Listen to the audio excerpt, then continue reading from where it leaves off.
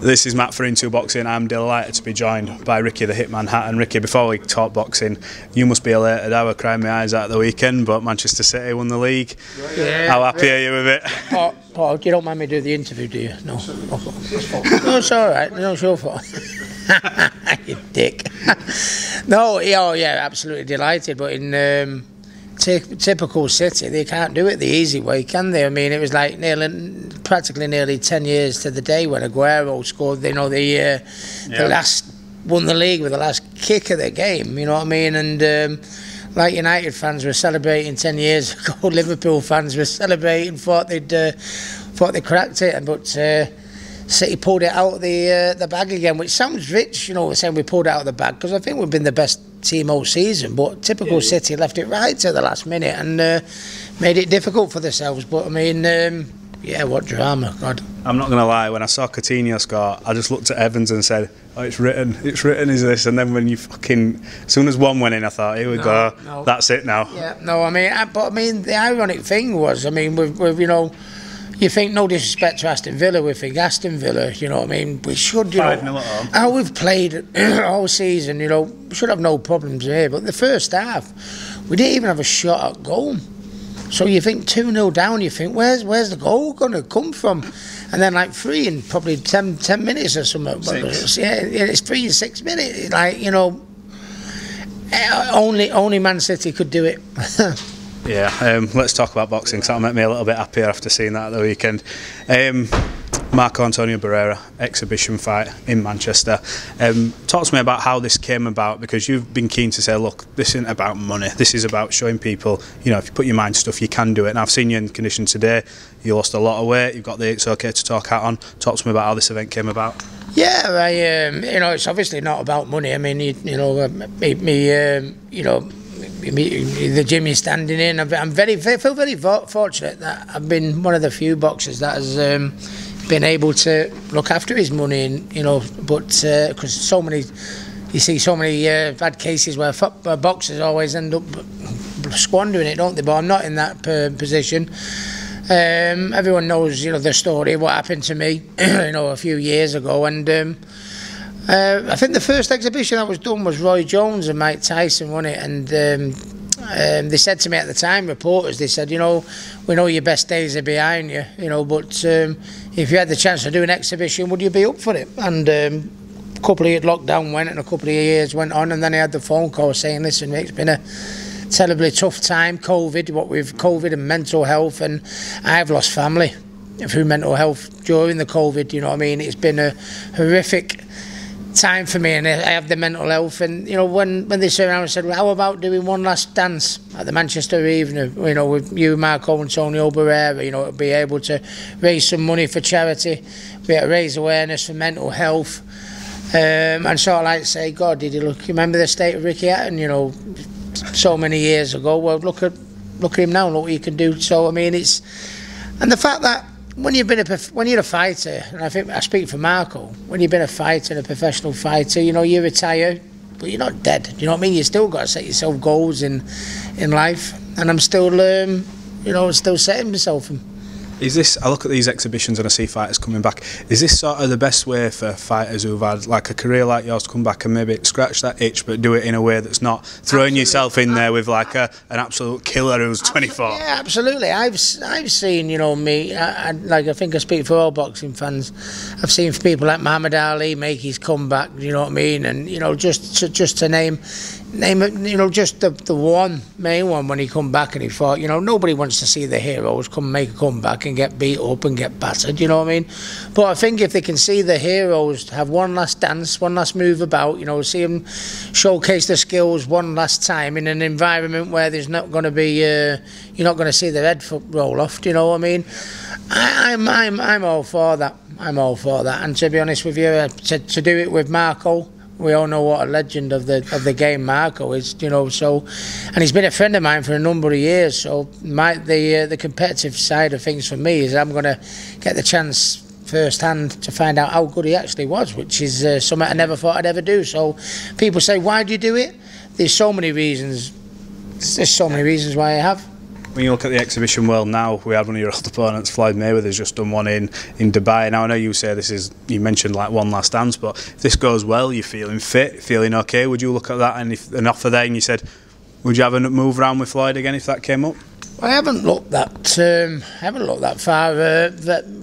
far ahead. You know, it was put to me with Marco. You know, I've enjoyed going in training camp, and I think basically you got to just watch this space, see how it goes. I mean, the way I feel at the minute, I feel, you know, I've still got like 5 weeks to go, and I feel everyone's commenting how fast I am, how sharp I am, how, you know, how well I look, and this and that. And I, you know, from what I'm doing in that ring at the minute, I don't even feel I've put my foot down on the gas, you know, which is a very exciting thing from my point of view. So I'm, you know, as I always did, you know, with all my fights, I'm looking to put a show on. Do you know what I mean? And I think what happens, you know, I think I can't look, you know, the one thing they said when you were fighting, don't look too far in the future, don't look past fights. So I'm not going to do it as I'm retired and look further into the distance. But I feel so happy in myself and healthy in body and mind, and just never been happier than I am at this present day. I'm going to say you're looking at all these exhibition things like that, but this is going to be a special one because you're doing it in Manchester Arena. You're going to have, you know, thousands of fans singing Blue Moon and chanting your name.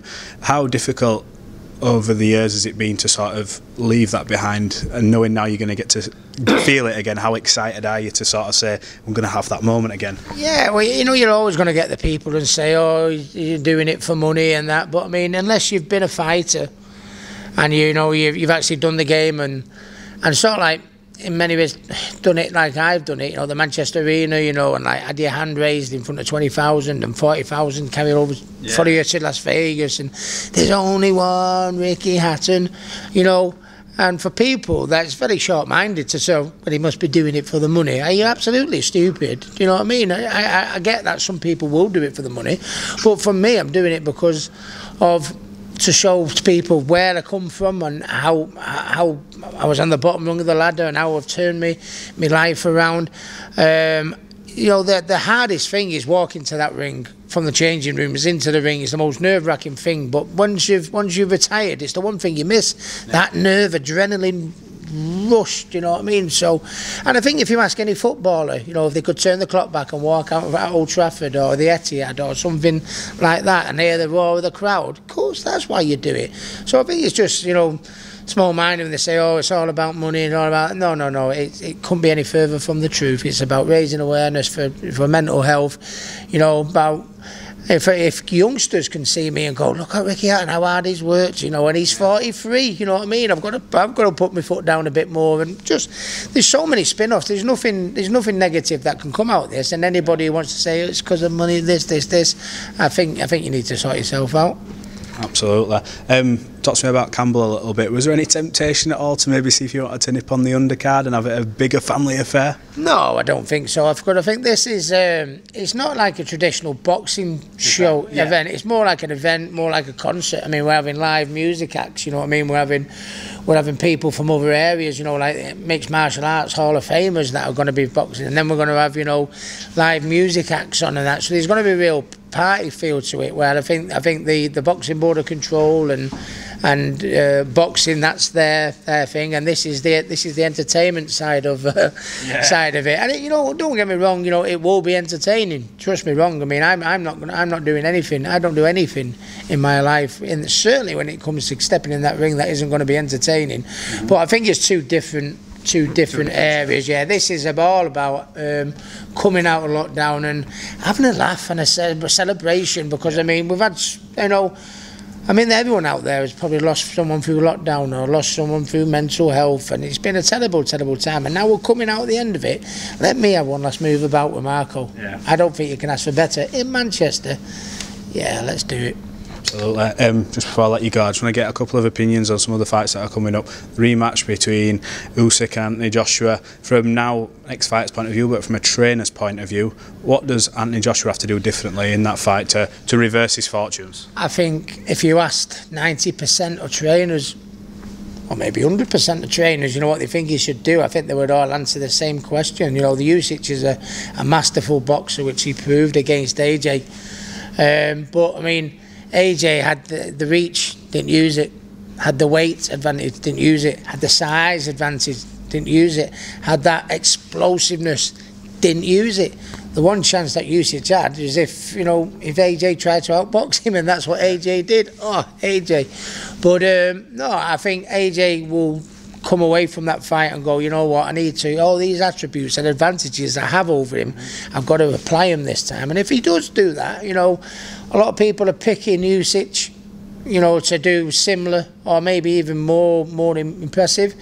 No, I don't. I think it's going to be a very, very close fight. But I mean, if AJ won, it would not surprise me. I think he's got all the attributes. You know what I mean? You know how you beat talent is nullify talent by using your strength, your work rate, your fitness, your heart, your size, your reach. That's how you take the talent away from him. You don't try and beat him at his own game. And I think that's what AJ will do this time. When you look at the other heavyweight, obviously Tyson Fury, who's now said he's retired, he was obviously very good at using what I would say is like his natural size and ability to sort of lean on you, like squeeze the air out of you and stuff like that. Would you say that's the type of stuff that he has to do against Usyk, to sort of use that physicality and drain the smaller man? Absolutely, not box him and, you know, like a bit of a. It was like a high class quality amateur match. Yeah. Pick.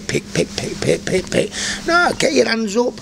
Catch the shot, march him down, put a stiff jab down the pipe. When you get on him, lean on him and maul on him and, you know, slow him down. You don't just slow an opponent down by the punches you land. You know, you slow your opponent down by leaning on him, you know what I mean? And you know, use his height, use his reach. You know, just used all the attributes he's been given. Yeah. You know, and he's got a fantastic boxing brain. But you know, the other, you know, use that boxing brain and that boxing ability he has got, and along with the other stuff, I think he's got a great chance again. Absolutely. We've had two fighters retire, Amir and Kell Brook. They had that sort of coming together at the MEN arena, and that's going to be the final fight of their careers. Are you happy to see both of them sort of call it a day, especially what they've achieved in the ring? Very much so. I think there was a bit of needle between both the lads, you know, and I don't think either would have been happy, you know what I mean, if, you know, sat on the sofa, you know, in 10 years' time going, oh, I wish I'd have boxed Amir, I wish I'd have done it, you know what I mean. They got it out of the system, you know what I mean, and yeah, I mean, Kell put a great performance. I think Amir, you know, needless to say, needs to be slightly past it, but I mean, you think Kell Brook, there was talk about him going on and having another fight I'm glad he's got the one thing that job done for Kell Brook. He was a world champion, you know what I mean. He's fought his nemesis, his rival in Amir Khan, and you know, he's got that out of the way. He's ticked all the boxes. Kell, go and enjoy your retirement. And Amir Khan, likewise, Amir don't have to do anything more. He didn't even have to do the Kell Brook fight. You know, he's been so many, won world title after world title, so many great fights. You know, he's everything that we love about boxing. Never in a dull fight. I think the pair of them, you've done us proud. Go and enjoy your retirement, boys. It looks like Jake Paul's calling out Tommy Fury now as well, so I want to get your opinion on that. I've asked a lot of people this and I get varied answers. Is Jake Paul good or bad for boxing? I'm asking you because you're someone who's seen the good side of boxing, the bad side of boxing. He's come in, he's obviously got a big following. What do you make of his sort of influence and impact on the sport? I don't know, he was talking a load of crap the other week, wasn't he? When, who was it? Canelo?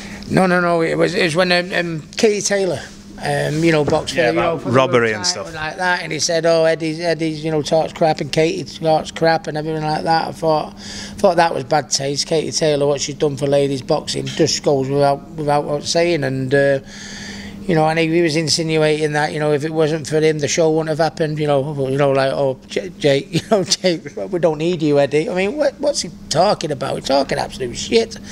But no, I think, you know, he'll be good for boxing because obviously he brings a name to it, you know, he publicises the show. I mean, a lot of publicity got brought to the show because Jake's name was attached to it. I mean, that goes without saying.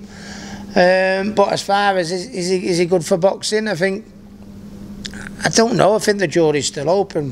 You know, he's got to prove what he proves in the boxing ring, and then from a promotional point of view, I think show a little bit more class than what he did last time, as far as I'm concerned. Absolutely, Ricky. Last one from me. Have you got a message to the fans who'll be batting this exhibition and who'll be coming to Manchester? Have you got a message for all them? Listen, you know, did you ever have a boring night when you come watching Ricky Hatton? Trust me, July 2nd against another legend, Marco Antonio Barrera. You won't go home disappointed. It'll be a night that will stay with you forever, honestly, I promise you. Ricky, thanks for talking to Into Boxing. I appreciate your time. Pleasure.